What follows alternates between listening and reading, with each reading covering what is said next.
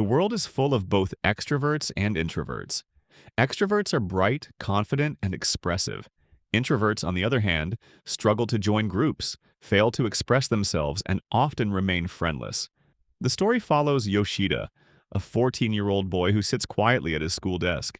He sees himself as an introvert. Hidden in the corner of the classroom, he watches others laugh, play sports, and enjoy activities, while no one calls him to join. Beside him sits Shigure, a girl who also has no friends. Sometimes she speaks to him, and in those moments he senses they are alike. Fear weighs on her as she imagines spending all of high school in isolation.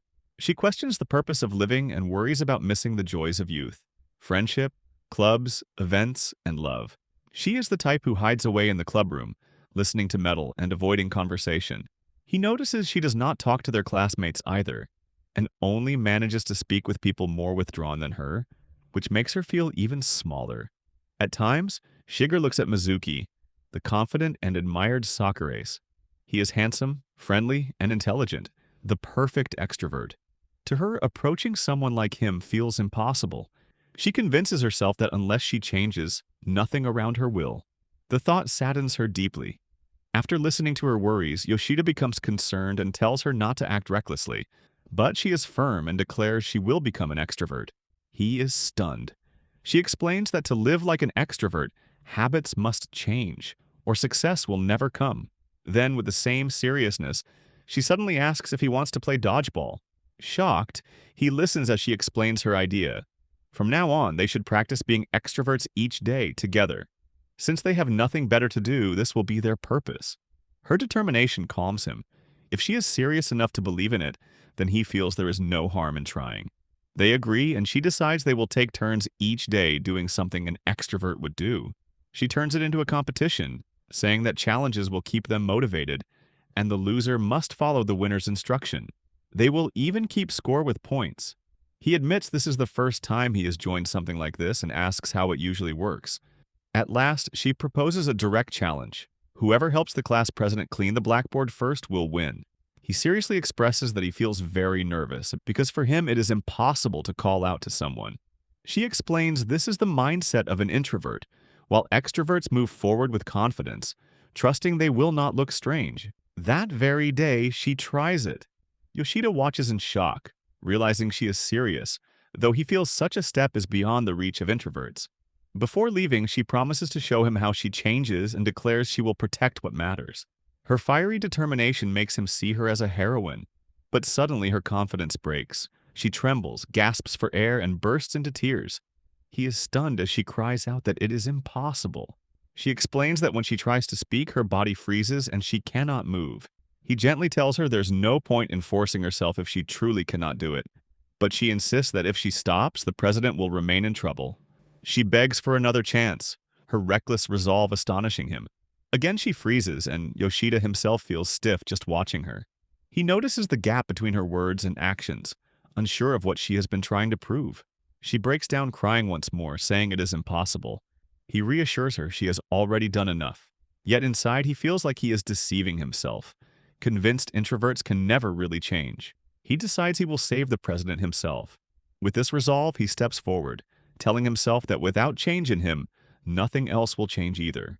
Still, he wonders if his hope for transformation is only an illusion. But he refuses to live a life of regret without trying.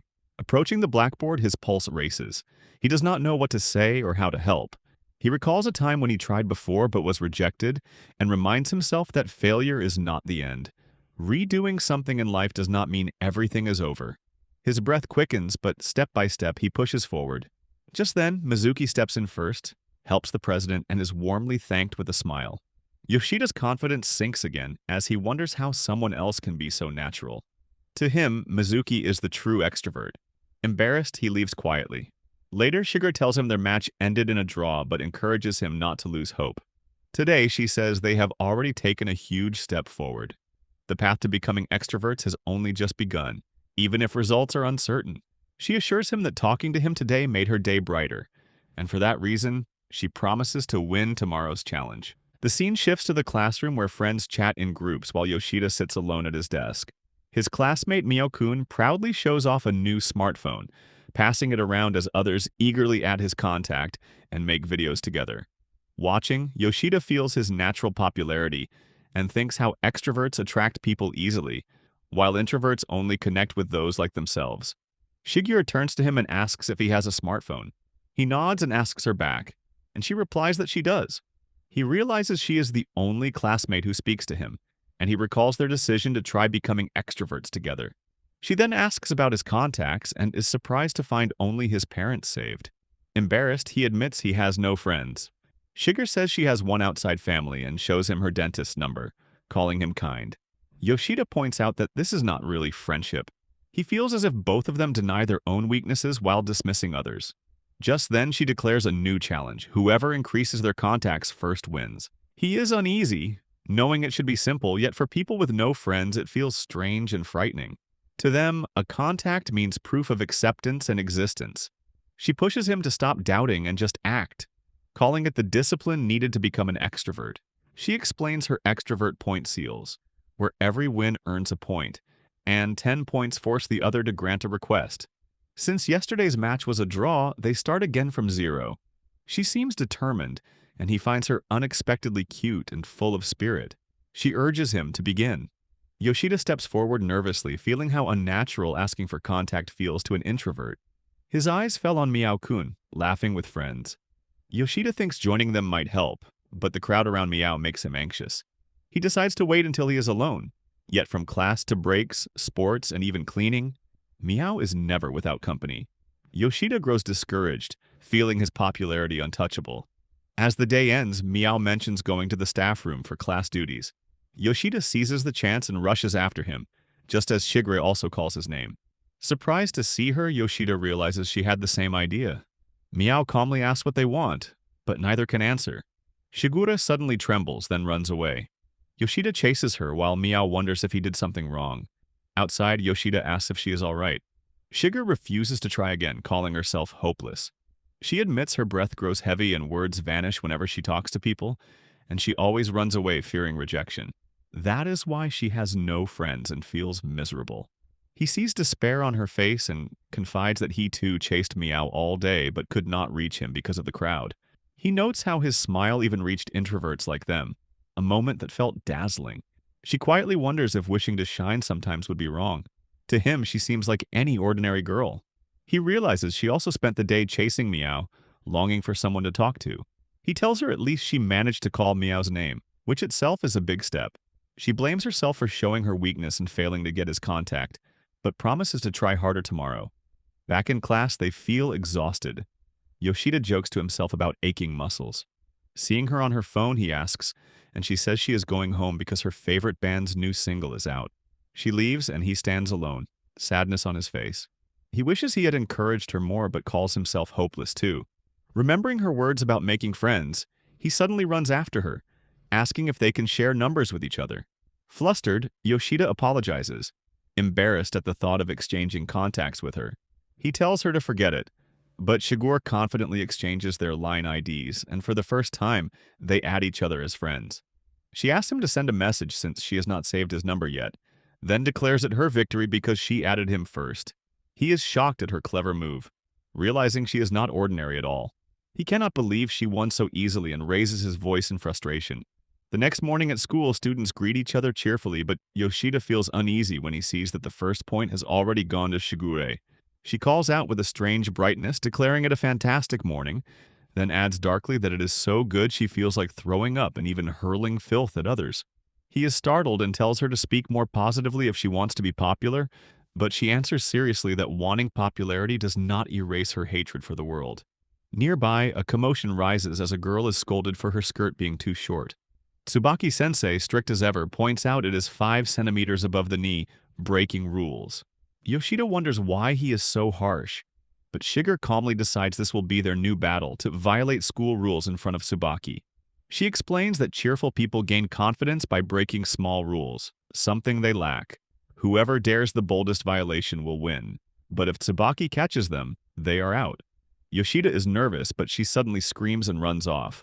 He tells her breaking rules is wrong, yet she asks what is truly so bad about it, and calls him hopeless. In class, they spot Tsubaki, and Yoshida grows tense. Shigure teases that if he is scared, he can stay still, But when he hesitates, she says quitting now will make him look spineless. Stung, he gathers courage, unbuttons part of his shirt, and walks nervously past. Tsubaki's glare is terrifying, but instead of him, he scolds Meow for using his phone and having his shirt undone. Yoshida feels both relief and shame, impressed by Meow's cool composure under pressure. Shigure warns him that half-hearted attempts will never change him, and that he must be bolder. She then declares she will set an example and returns with her skirt shortened 10 centimeters above her knees. Yoshida is stunned, but when Tsubaki notices, she trembles, panics, and runs away in tears. Yoshida thinks she lacks real courage, but she insists anyone would tremble before Tsubaki. Yoshida, determined, decides to try again, unbuttoning further, but Tsubaki's attention shifts to Yokoi, a boy just back from absence. He checks on his health, listens to his talk about rapping, and sternly warns him not to cause trouble again. Watching, Yoshida realizes that true rule breakers like Yokoi are treated differently, and he lowers his head, feeling drained. Shigure refuses to give up, saying this time she will not run. She vows to shorten her skirt to 15 centimeters, but just then, Brittany, the American transfer student, appears with hers raised 20 centimeters. Tsubaki scolds her harshly and Shigure falls into despair, crying. Suddenly, she slips her hands under her skirt to shorten it further. Yoshida panics, calling her a pervert, but she calmly says she must raise it 20 centimeters. He is shocked and tells her it would be almost visible, but she insists only then can she become cheerful. He, worried, stops her, saying he will accept losing but begs her not to go further. In the heat of the moment, he grabs her hand, then quickly apologizes. She answers that it did not hurt, and he realizes he has touched a girl for the first time. She admits this battle was not true courage, but at least she learned something important. He is confused until Tsubaki suddenly notices him and shouts about his undone buttons. Frozen, Yoshida is forced to write a written apology, ending the battle in defeat. The scene shifts to the class where lunch break begins, and students push their desks together to eat in one big group. Yoshida and Shigure stay apart, quietly eating at their own desks. They realize introverts often spend lunch in this lonely way. To avoid seeming idle, Shigure rests her head on the desk as if asleep. Yoshida, serious in tone, tells her she truly cares, yet he feels the habit of doing nothing carries a pitiful weight. She suddenly suggests turning this into a competition. With calm conviction, she announces today's game will be about recalling shining moments in their lives, like childhood achievements or small victories. He is surprised, admitting he has almost none, but she insists that if someone considers a memory special, then it shines. Whoever has more such memories wins. He realizes she may have many, and for a moment he feels beyond her reach. Confidently, she begins with W. She recalls a camping trip in elementary school when another group praised her for starting a fire. Though he calls it trivial, she treasures it because her own group had abandoned her, and that small praise became unforgettable. To her, even a simple recognition shines. She then passes the turn to him with E. He recalls exercise in gym class when he accidentally scored a volleyball point after the ball struck his face. Though it was pure luck, his teammates cheered, and for the first time he felt genuine happiness. He considers it his one shining moment. Shigure disagrees, calling it pitiful, but he insists it mattered to him. She refuses to accept it and pushes the game forward with another E. She remembers the exhibition dance at her first culture festival. Though untalented at dancing, she worked hard to memorize the choreography. On stage, classmates mocked the performance, and tension rose between bullies and honor students. In the middle of it, the leader bluntly said she looked like a dead squid, but was trying her hardest. The insult shocked everyone, yet it ended the conflict. Both sides reconciled, and the class credited her effort. For the first time, many thanked her, and she felt true recognition. With tears in her eyes, she admits the insult never hurt her, because effort was all that mattered. She reflects that if she could redo her past, she would wish for 50 shining memories without misery, but accepts that introverts like them carry such moments differently. She reminds him the next word is T. He admits he has no more memories and gives up. She happily declares herself a winner. Just then, Mizuki bursts in, inviting everyone to play dodgeball. The class rushes to join. Mizuki, one of the popular boys, approaches Yoshida and casually asks what he is doing. Yoshida hesitates, wondering if this is an invitation, but Mizuki only asks to borrow his gym shoes since he is not using them. Embarrassed but glad, Yoshida agrees. Mizuki calls him a nice guy before leaving. Shigure is surprised, while Yoshida quietly notes the next word begins with T. Inside, he feels joy that the most popular boy in class called him kind, even though he was never once invited to play. For this competition, Shigure allows him to win. He secures his very first victory. The next day, the classroom is noisy, the teacher trying to quiet everyone, but Yoshida is lost in a book. The story excites him, pulling him deep into thought. Shigure, watching with her usual seriousness, says she knew he would be influenced by the burning sword, and slyly points out that he must be imagining sword fights or an enemy attack on the school. Startled, he wonders how she read him so easily. But she explains it is normal. Every middle schooler has childish daydreams of zombies, terrorists, or sudden superpowers. Nervously, he asks if she has such thoughts too. She, holding her poetry collection, calmly says she often thinks about what she will leave behind after death. Her words shock him. Though she claims she wants to become a red bullet, her thoughts remain heavy, and she questions what meaning it has if no legacy is left. She adds that cheerful girls, unlike her, dream lighter, happier fantasies. Then she declares today's challenge. Whoever comes up with the most cheerful fantasy wins. He is uneasy, but she reminds him he once said they need to change their thinking to become red bullets. Her gaze shifts to Meow. She asks Yoshida what he thinks Meow dreams about. Convinced Meow must imagine cheerful things, she suggests a cruise with friends. Yoshida disagrees, saying his dreams would be simpler, like wishing a pretty girl sat beside him on the train. She scoffs, calling it stingy, and insists someone as popular as Meow would want more. Just then, the teacher calls Meow out. He admits he is writing lyrics and confesses his fantasy is to form a band for the cultural festival, though no one has joined yet. Both Yoshida and Shigure are startled. It is exactly the kind of middle school dream they dismissed. The teacher scolds him, and Meow apologizes, then shyly asks if anyone wants to join.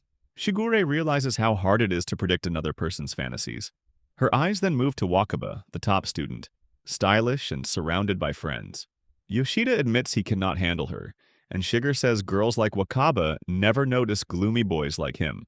Curious, he guesses Wakaba dreams of being a model. Shigure rejects this, claiming a girl of her level would want more mature things, even imagining a sugar daddy and luxury living. Shocked, he protests, but she insists dramas show outgoing people enjoy nightlife and parties. At that moment, Wakaba laughs with friends, saying she wants to visit a fortune teller after school to ask about their love lives. Both freeze, realizing her fantasy is ordinary too. They admit they overthink, while many classmates simply dream in class. Then Shigure's eyes fall on Mizuki. To Yoshida, Mizuki is like the last boss handsome, the ace of the soccer team, admired by all, someone beyond reach. Yoshida cannot imagine his thoughts.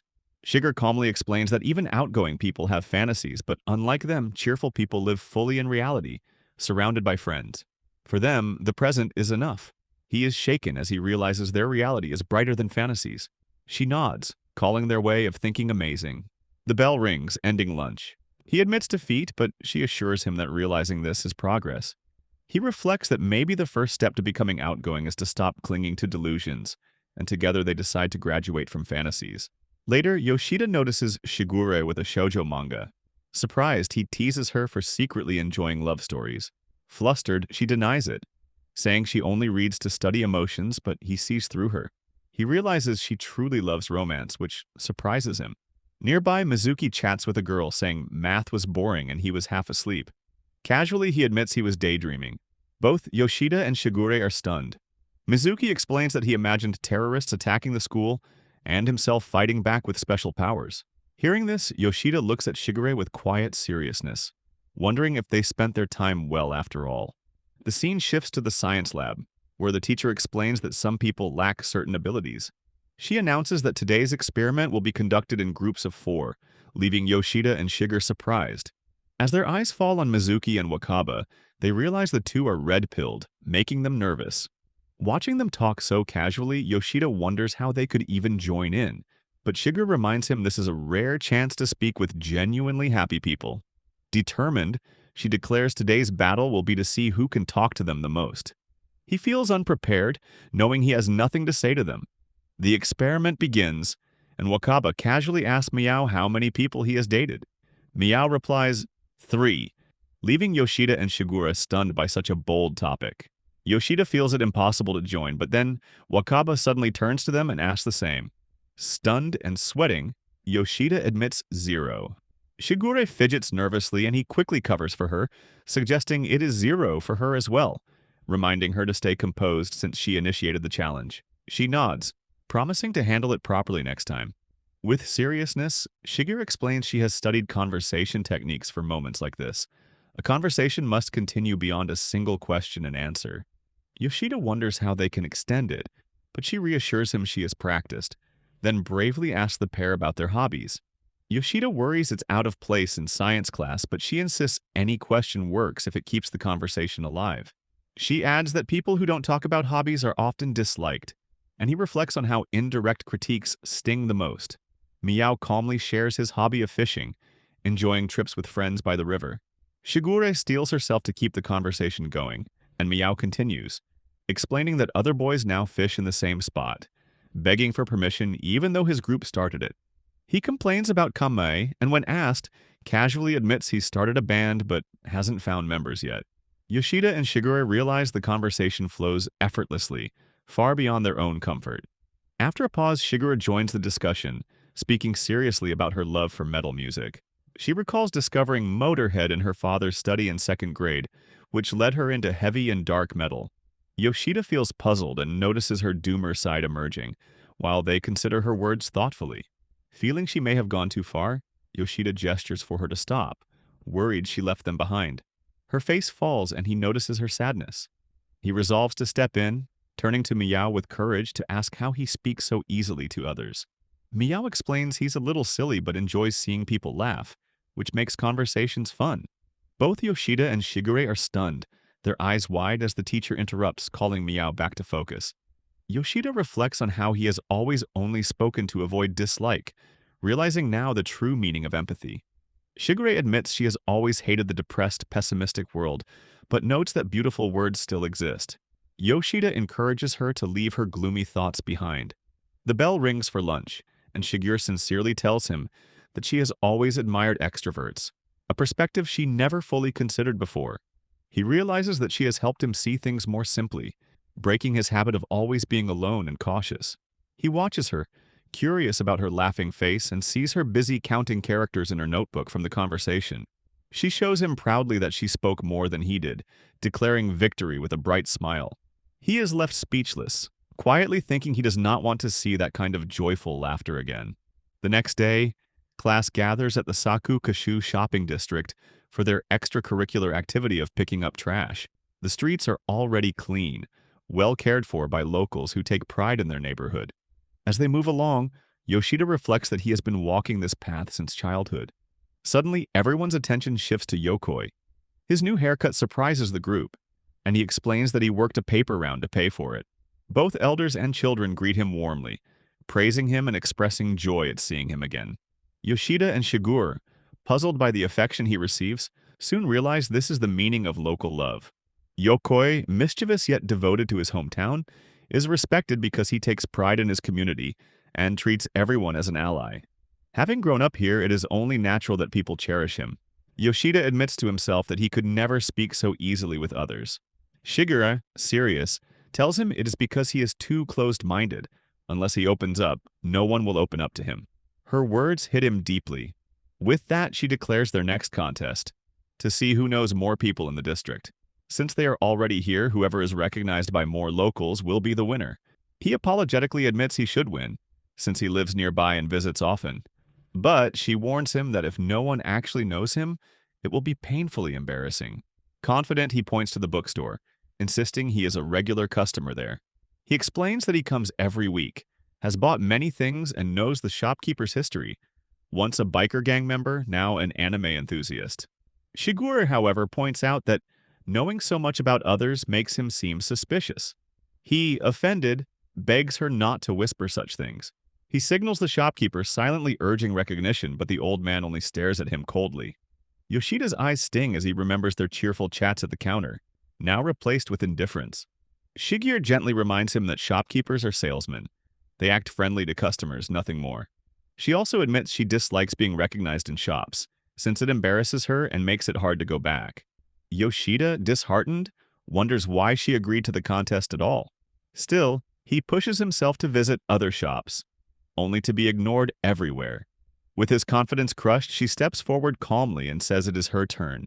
She leads him to the CD shop, explaining she comes here every week. The metal section filled with rare foreign and indie bands is her escape. Even buying one CD lifts her spirits.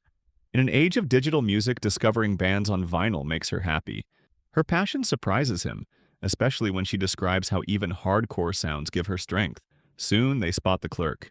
His intimidating presence makes Yoshida uneasy, but she reassures him that despite appearances, he is the kindest big brother behind the counter. The clerk passes without acknowledging them. She freezes, humiliated, wondering if she truly is just a background character. Yoshida tries to console her, saying clerks are simply busy.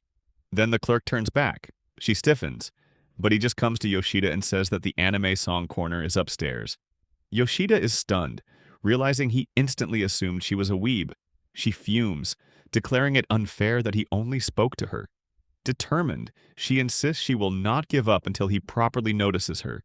She strides to the shelves, picks up a CD, and suddenly exclaims, her voice trembling with passion, that her knees are shaking with joy. Yoshida cringes, thinking he would avoid someone acting like that, but to his surprise, the clerk is impressed. He praises her knowledge, admitting he too felt the same when he first discovered the band. Finally, the clerk recognizes her. He introduces himself as Oliver, the shop manager, and says he is glad to meet her properly.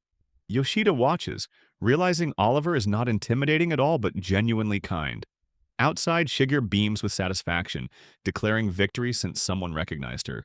Though it is only one person, it feels like enough. Still, she adds seriously that being recognized means she must be careful when visiting again. He advises her to treat it as training. A group of kids rush up, calling her ghost Oni-chan and begging her to play. Horrified, she insists she is only an acquaintance, not their friend, explaining they approached her earlier when her headphones leaked. Embarrassed, she admits she does not usually spend time with grade schoolers.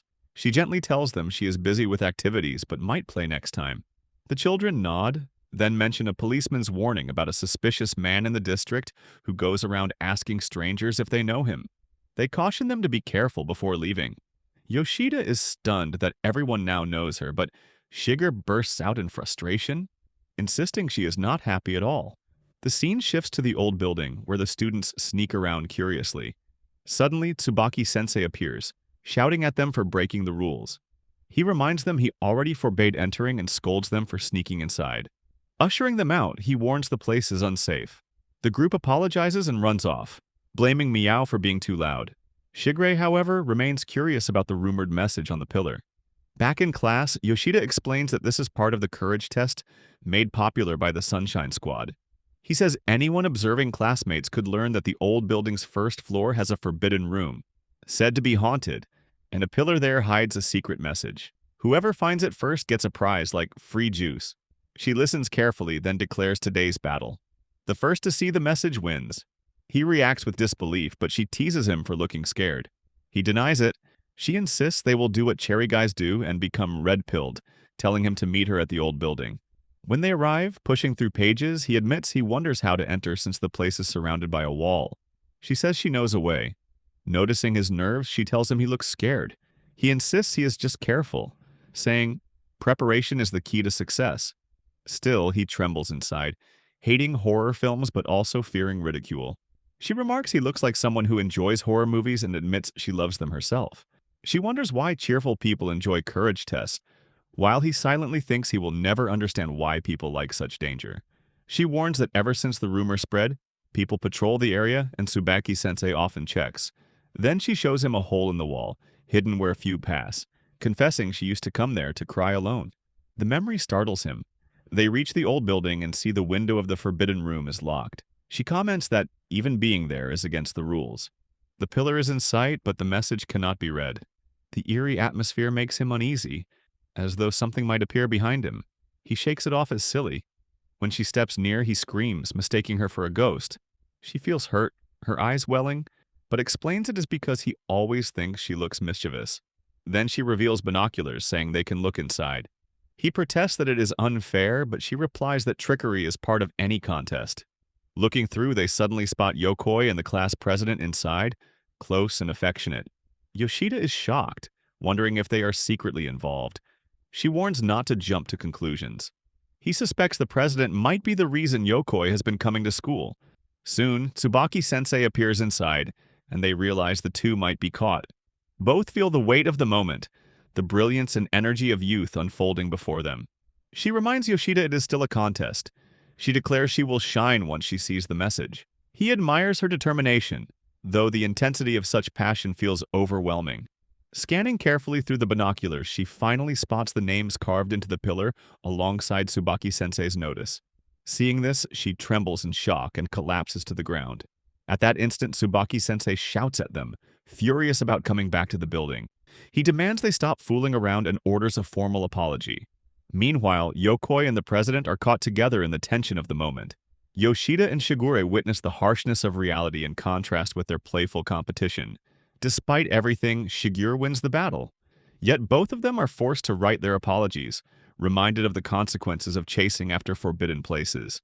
The next morning outside near the glass area, Wakaba focuses on photographing her lunch, delighted as the likes pour in.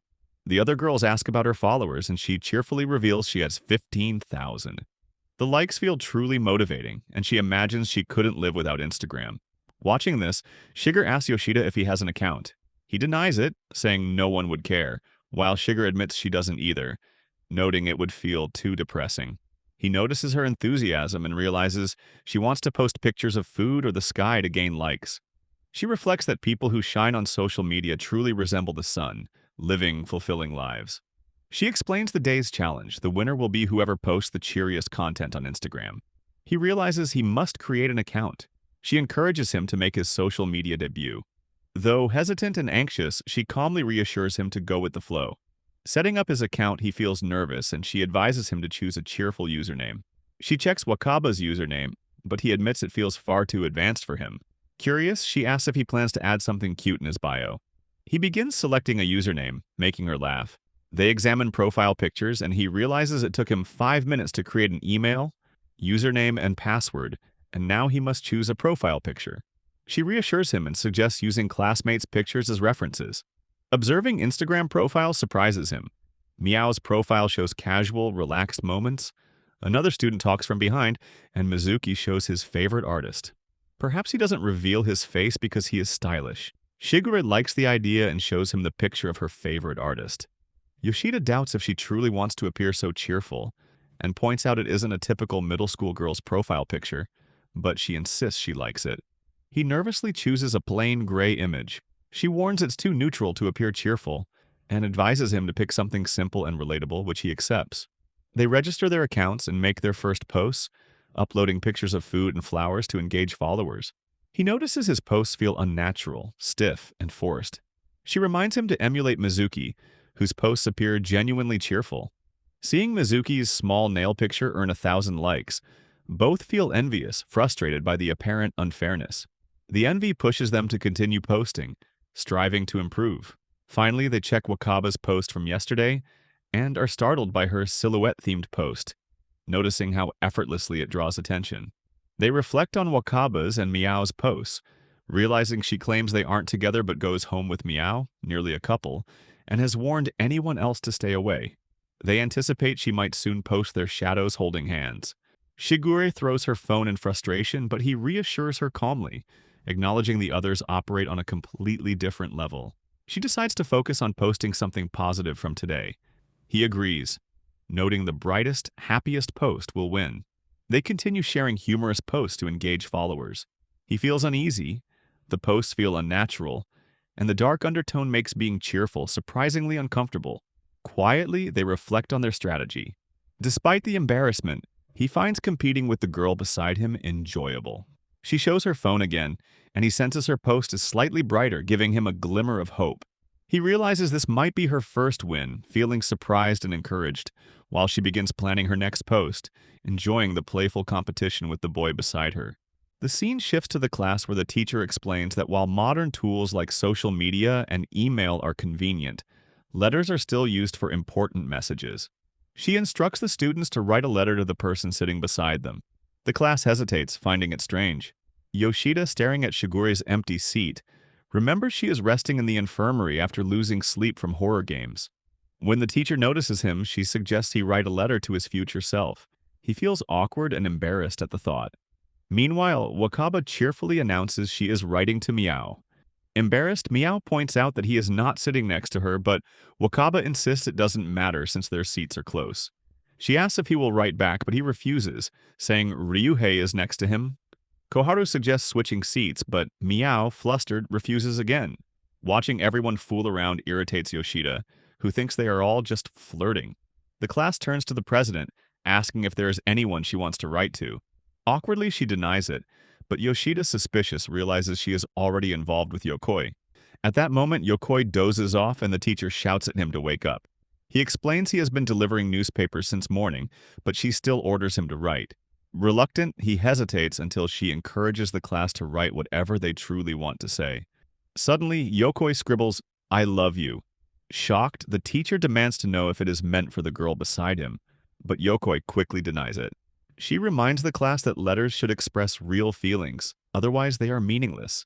Hearing this, Yokoi begins to grasp the true purpose of a letter. Yoshida, however, grows even more frustrated, feeling every classmate is envious in human form. Looking at Shigure's empty seat, he wishes she were there to complain with him and quietly worries about her. On his phone, he remembers that even after exchanging numbers with her, he has never sent a message. He hesitates, afraid it might seem creepy, and imagines her dismissing it casually. The teacher then instructs everyone to exchange letters with the person beside them and check the format. Yoshida sighs, realizing he is writing to his future self. In his letter, he writes about competing with the strange girl next to him to become cheerful, admitting that their battles are unexpectedly fun. Suddenly, Yokoi writes in a note to the class president that they will go home together. The teacher concludes that while format matters, honest feelings are most important. In the infirmary, Shigure sleeps peacefully until a nightmare about zombies jolts her awake with a scream. She laughs it off, thinking even in her dreams she is fighting battles, but also feels relieved she finally rested. Checking the time, she realizes class is nearly over. Meanwhile, Yoshida debates messaging her to ask how she is, but stops himself, convinced someone like him cannot send such a message. Then he thinks maybe it doesn't matter if she finds it strange. At that moment, his phone buzzes. Shigure has messaged him.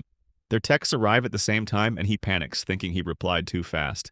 She teases him about his quick response, making him flustered, and their chat continues awkward but lighthearted. She declares herself the winner again since she sent her message first. Yoshida, surprised by this rule, accepts it quietly as they keep chatting. He reassures himself in his letter that his future self will be taller, have many friends, and live without troubles. She later calls the day's match a draw, then asks him to bring her bag to the infirmary. He is shocked, wondering if he has become her servant, yet he still agrees politely. With that, he writes to his future self with renewed determination. The scene shifts to the sports ground, where the instructor announces that today the students will undergo sports tests. He asks everyone to form pairs with someone of the same gender. Yoshida and Shigure realize the moment they dreaded has arrived. For them, the test feels like torture, exposing weaknesses in front of everyone. Since it requires both communication and physical effort, it feels like a festival of trauma. As classmates rush to pair up, Shigure suddenly declares to him that this will be their battle for today. Exhausted, he wonders how they can even fight in such a situation, but she insists this is exactly why they must do it. She sets the rule: whoever gets the most high fives from their partner will win. He nervously admits he has never done such a thing, and she says she hasn't either. She explains that cheerful people are comfortable with physical contact and that high fives come after doing something good. For her, it becomes a chance to face the challenge head-on, turning difficulty into opportunity. He is stunned by her determination. The instructor interrupts, announcing that everyone has already paired. Panic rises in both of them. He asks the class if anyone minds letting Yoshida and Shigure join in. The class president immediately invites Shigure, who thanks her almost in tears before leaving Yoshida's side. Watching her, Yoshida feels happy for her. The instructor then turns to him, offering to pair with him, but Mizuki suddenly arrives late. Apologizing, he joins in, and the instructor pairs him with Yoshida. Mizuki speaks directly, meeting his eyes, and Yoshida flusters under the attention. On the girl's side, Shigure works with the president, holding her during sit-ups.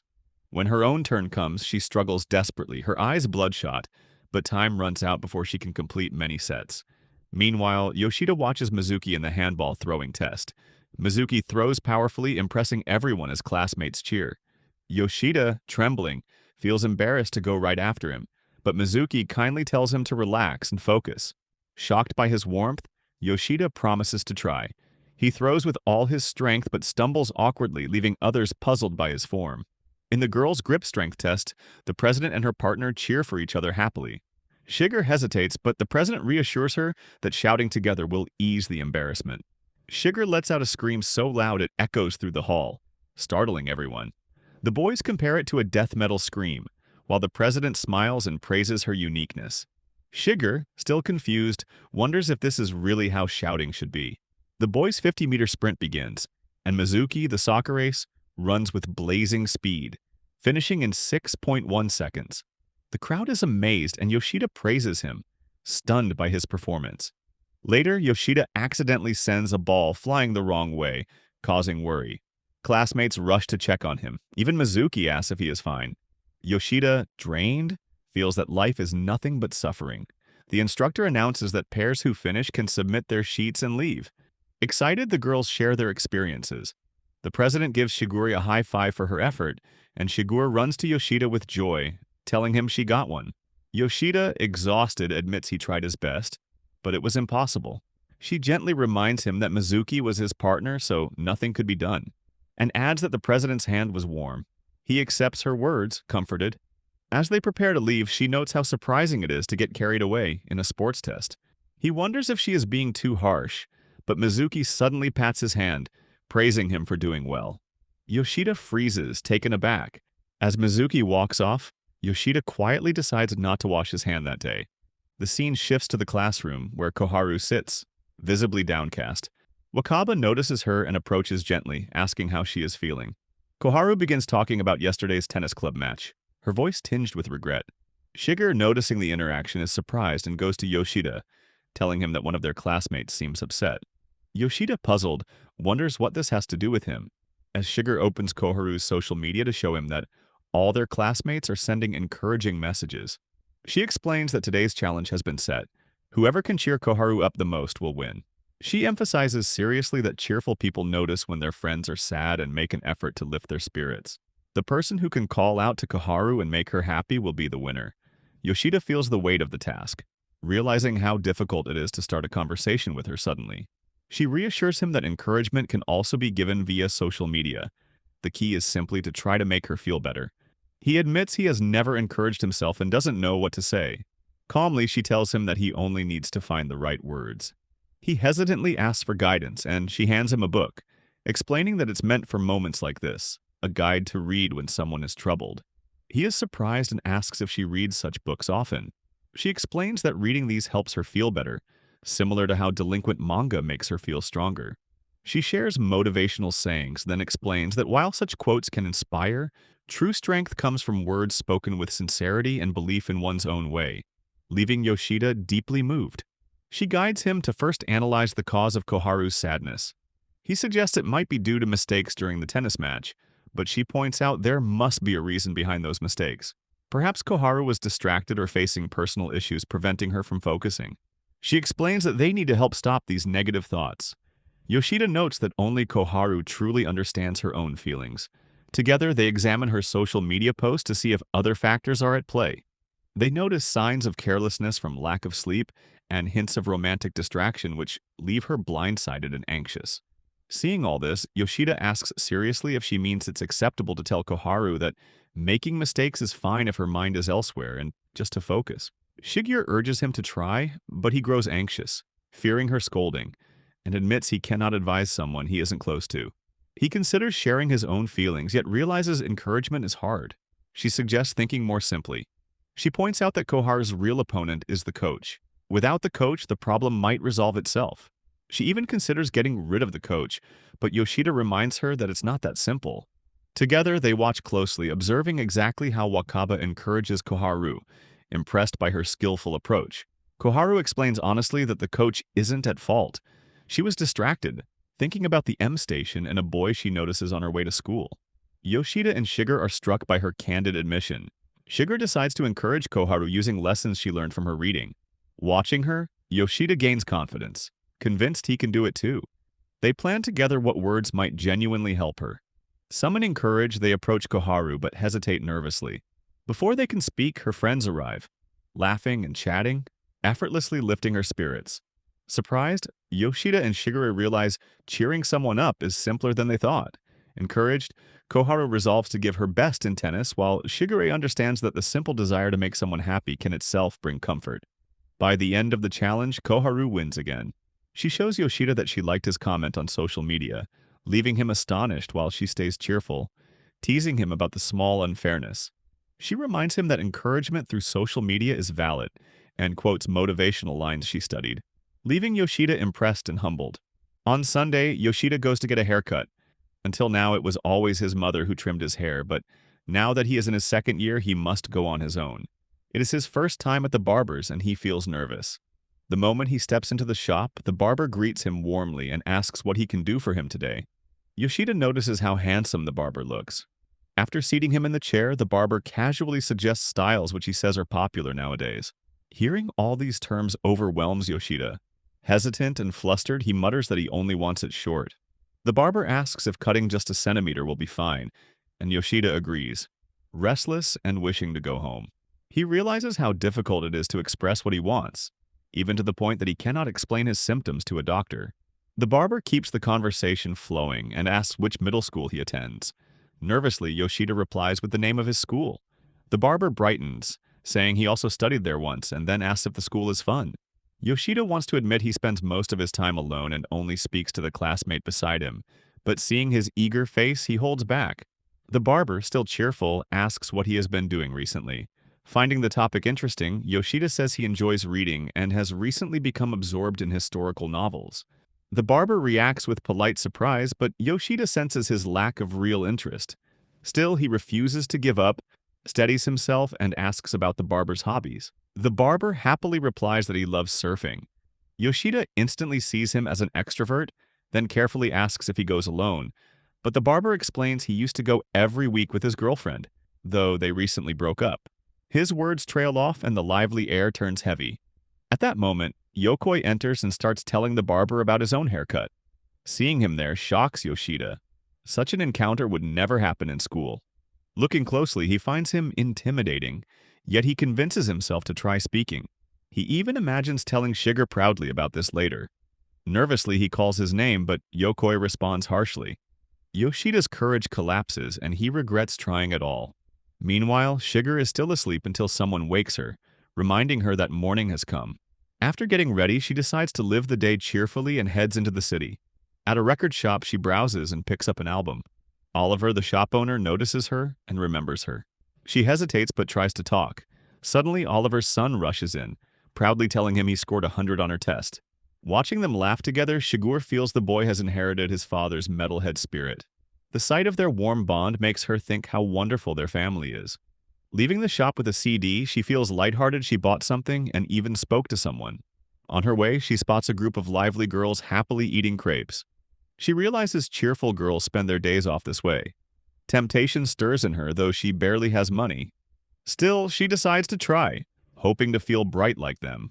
Just as she is about to step forward, one girl suddenly pushes her aside, warning her that a bird was about to drop dirt on her. Shigure is saved, but the push makes her last coins fall into a drain. She bursts into tears as the girls walk away uncaring. Sitting there crying, she is noticed by Yoshida passing by, who stops in surprise and gently asks why she is there. He remarks that she looks like the world has ended. Through tears, she explains everything. He listens quietly, then buys her a crepe. She thanks him, and he assures her not to worry, he still had change left from his haircut. She looks at him and points out his hairstyle hasn't changed at all. He admits it was his first time, and he couldn't explain what he wanted. He shares how he tried to talk to someone but failed, and how the day itself felt off. He wishes he had stayed home with his books. For him, holidays seem better spent at home. She listens and realizes she too might have avoided trouble if she had stayed in. He then reminds her to take a bath once she gets home. As they walk away, both quietly feel the day. Despite everything, has ended on a good note. They continue talking side by side until they part for their own homes. The next day, Yoshida sits quietly in class, his mind weighed down. Shigure already holds 9 stickers, and her words echo in him. Whoever reaches 10 can command the other. The thought unsettles him. He fears what she might demand, and he cannot bear being made fun of again. Determined, he tells himself that today he must win. He turns to Shigure and declares the battle. She accepts without hesitation. So quickly it startles him. Her voice is firm as she reminds him that one should never hesitate to fight back. His thoughts drift to Miao and the others, who were thrilled about astronaut Imura visiting the mall. The event celebrates his new recipe book. Yoshida finds it odd an astronaut writing recipes, yet it makes sense since Imura is known to be skilled in cooking. Shigure sets the rule with calm confidence.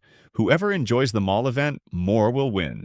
He admits he is not interested in astronauts, but she tells him that cheerful people enjoy even the things they care little about. To her, shopping malls are the haven of extroverts, and she is ready to seize the chance. He cannot help but feel surprised by her resolve. At the mall, the crowd is overwhelming. Shigure's nerves rise, but then she notices Miao shouting with full force for Imura's autograph. Yoshida and Shigure both freeze in awe at his boldness. She quietly observes that extroverts carry no shame and no fear of loud voices. They attempt cheering too, but only broken sounds slip out. She lowers her head in defeat, hopeless, while he suggests they stop. The host then announces the Space Exploration Corner, inviting children two at a time to the stage. Shigure's chest tightens with nerves, wondering how she could stand out at all, while Yoshida mutters that this should be left to the younger ones. Just then, Oliver appears with his son. Yoshida is struck silent to realize Oliver is a father, while Shigure notices his boy is the third generation. Watching them, Yoshida feels they do not fit the mall's atmosphere. On stage, Oliver's son is chosen. Both Yoshida and Shigure see in that moment how good a father Oliver is. The sight sharpens his resolve. He reminds himself he cannot lose and decides to get serious. He pushes into the crowd with determination, ready to prove himself. But the crowd shoves him back hard, leaving him shaken and humiliated. Shigure watches and remarks that his game face is disappointing. The host calls the next corner a Q&A session. Shigure forces herself to try, raising her hand, but her voice lacks the strength to reach anyone. Yoshida sighs softly, noting she will never be chosen like that. She admits to herself this is her limit. To their surprise, the host calls instead on the girl in uniform, Shigure. A mic is placed in her trembling hands. She gathers her courage, her voice shaking, and asks him about his hobbies. Calmly, he answers that it is cooking. Though her question flows naturally, she feels like burying herself in the ground. Yoshida watches in silence, wishing she had asked something different. The host then announces the final corner for a photo session. They choose one person, and their picture will be uploaded to his blog. The thought makes both Yoshida and Shigure flush with embarrassment. Yet Yoshida steels himself, determined to win. He whispers to her that he will return, then steps forward with fierce resolve. In the sea of people, he pushes with all he has, his voice finally breaking out as he asks Imura for a photo. Shigure's eyes widened in surprise at his sudden boldness. But once again, the host selects a kid. Yoshida freezes, humiliated as the third generation takes the spotlight again, his heart sinking as he wishes he could disappear. He turns back to Shigure and admits he gave his best, but failed. She looks at him gently and tells him that this time, she will let him win. Relief floods him, and a small smile softens his face. Together, the two leave the mall, talking lightly, both aware the event has grown dull, but grateful for the strange day they shared. Here I am, know it's been a while.